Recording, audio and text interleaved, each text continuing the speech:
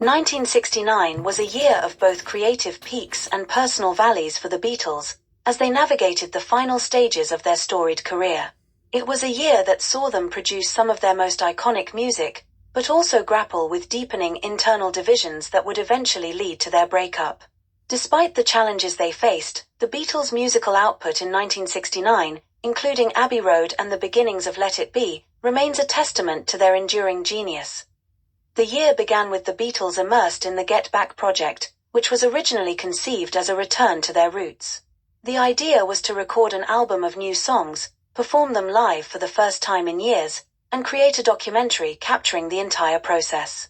However, the sessions, which started in January at Twickenham Film Studios, quickly became fraught with tension. The once tight-knit band members were now drifting apart, both musically and personally. The cameras captured the growing discord. Paul McCartney's efforts to steer the band were increasingly seen as overbearing by the others, particularly George Harrison, who was frustrated with the lack of recognition for his contributions. John Lennon, preoccupied with Yoko Ono and his own artistic pursuits, seemed detached from the group, while Ringo Starr, though the most level-headed of the four, was caught in the middle of the brewing conflict. One of the most significant moments of the sessions was Harrison's temporary departure from the band. Feeling marginalized and weary of the infighting, he quit the Beatles for several days, only to be coaxed back with promises of a more democratic approach to their music making. When they resumed work, they abandoned Twickenham in favor of the cozier confines of their Apple studios, which helped ease some of the tension, but the project remained difficult. Despite the troubled atmosphere, the Get Back sessions produced some remarkable music.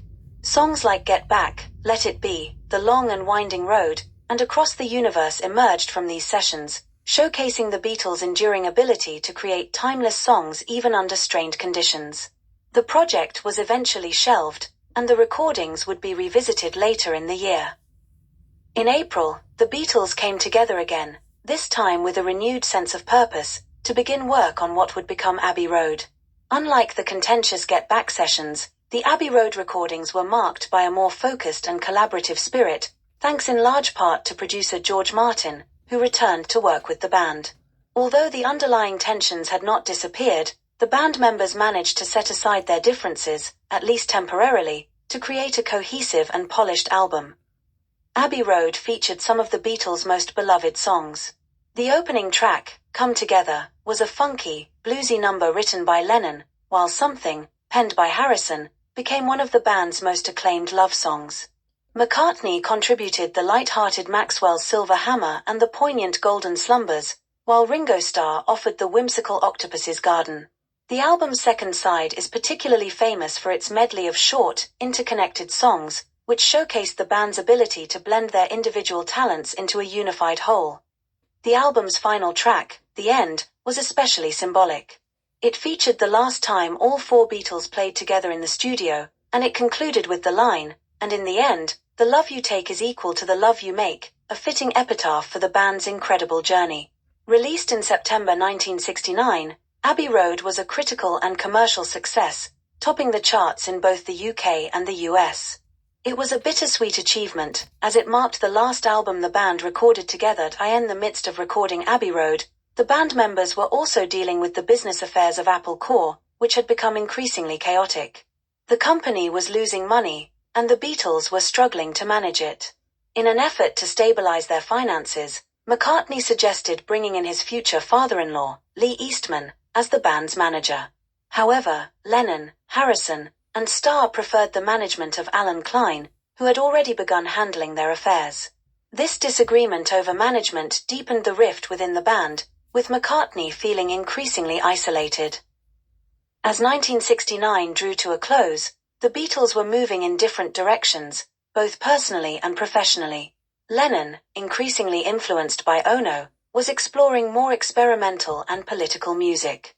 He announced his departure from the band in September, though this was not made public until the following year. McCartney, too, was contemplating his future, while Harrison was finding his voice as a songwriter and Starr was continuing to develop his solo career. In December 1969, the Beatles were also dealing with the Get Back project, which had been on the back burner for most of the year. The original idea of a live concert had been scrapped, but they did agree to perform together one last time. This led to the famous rooftop concert on January 30th, 1969, where the Beatles played a brief set on the roof of the Apple Corps building. This impromptu performance, which included songs like Get Back and Don't Let Me Down, would become one of the most iconic moments in rock history, capturing the band's raw energy and charisma one final time. The rooftop concert was a fitting end to the Beatles' career as a live band, though no one knew it at the time. The footage from the concert, along with the other material from the Get Back sessions, was compiled into the documentary Let It Be, which would be released in 1970, posthumously chronicling the final chapter of the Beatles' storied as 1969 ended. The Beatles were at a crossroads.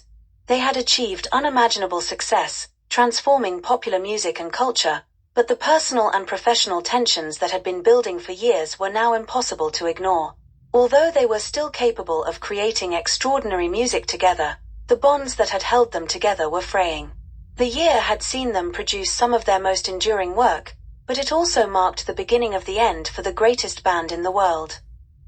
There are thousands more great videos like this on the channel. Please take a look, share and subscribe, or visit the Bonswivit shop on eBay, which has over 250,000 rare and collectible items listed.